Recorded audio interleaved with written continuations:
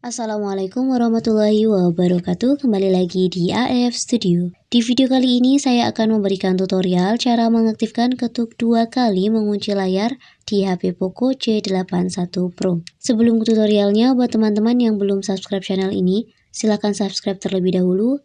Dan jangan lupa like, comment, and share-nya. Tanpa berlama-lama, langsung saja kita ke tutorialnya.